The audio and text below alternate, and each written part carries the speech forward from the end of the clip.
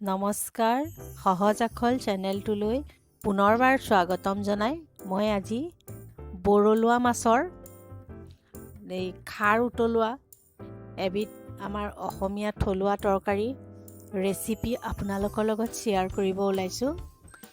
এই মাছবিধ খাবলৈ বহুত সোৱাদ লগা হয় আৰু কিছুমানে বলিয়ৰা মাছ বুলিও কয়। আহকচোন তেনেহ'লে আমি ভিডিঅ'টো আৰম্ভ কৰোঁ। তাৰ কাৰণে মই এয়া বলিয়ৰা মাছ ল'লোঁ। মাছখিনি মই ভালকৈ ধুই চাফা কৰি লৈছোঁ আৰু 2 চামুচমান আদা আৰু নহৰু বটা লৈছোঁ, খুন্দি পেলাই লৈছোঁ আৰু 4-5টামান জলকীয়া ফালি লৈছোঁ। আৰু তাৰ কাৰণে মেইন ইনগ্ৰিডিয়েণ্ট হৈছে আমাৰ কলাখাৰ। অসমীয়া যিটো আমি কলগছৰ খাৰ বনাওঁ কলাখাৰ, সেই কলাখাৰ মই লৈছোঁ আৰু এই কলাখাৰ দি পেলাই মই তৰকাৰীখিনি বনাম।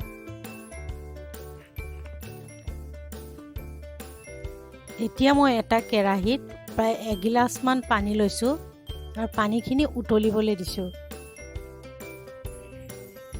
মাছখিনি মই নাভাজোঁ, এনেকৈ সিজাই পেলাই বনাম। পানীখিনি উতলিছে, এতিয়া মই তাতে খুন্দি লোৱা আদা নহৰু প্ৰায় 2 চামুচ হ'ব মই দি দিছোঁ তাতে। এইখিনি মই উতলিবলৈ দিছোঁ আৰু এতিয়া মই ইয়াতে 5টামান মই কেঁচা জলকীয়া লৈছিলোঁ, সেই কেঁচা জলকীয়াকেইটাও তাতে দি দিছোঁ।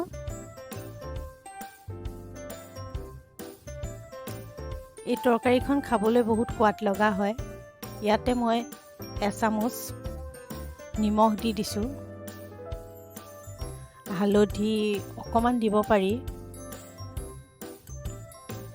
নিদিলেও হয়, কিন্তু মাছখিনি বগা বগা হৈ থাকে কাৰণে অকণমান হালধি ছটিয়াই দিব পাৰি। আৰু মই ইয়াতে কলাখাৰ যিখিনি মই চাকি লৈছিলোঁ, সেই কলাখাৰ মই প্ৰায় 3-4 চামুচমান মই ইয়াতে ব্যৱহাৰ কৰিছোঁ। কলাখাৰ, আদা নহৰু পেষ্ট আৰু জলকীয়াখিনি মই একেলগে সিজাইছোঁ। সেইখিনি উতলি আহিছে, ধুনীয়াকৈ এইখিনি উতলিছে আৰু এই উতলি থকা অৱস্থাতে মই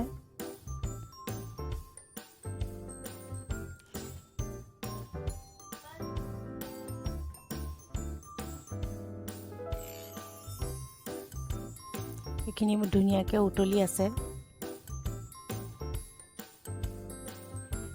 এই উতলি থকা অৱস্থাতে মই যিকেইটা মাছ মই ধুই ৰাখিছিলোঁ সেই মাছকেইটা মই ইয়াতে দি দিম। বলিয়ৰা মাছকেইটা ভাজা বা তেলত ভাজা কৰা একো কৰিব নালাগে, খালি এনেকৈ ইয়াতে সিজাব লাগিব। ইয়াতে সিজাই মই একদম পানীটো শুকুৱাই দিম।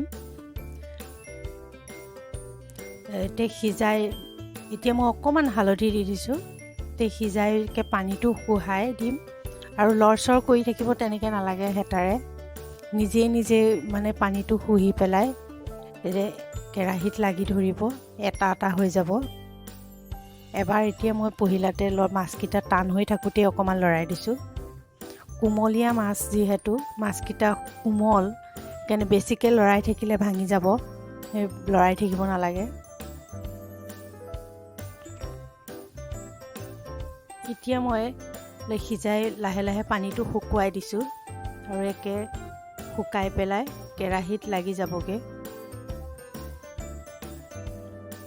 এই ধুনীয়াকৈ শুকাই গ'ল, মাছখিনি ধুনীয়াকৈ সিজি গৈছে, এটা হৈ আছে।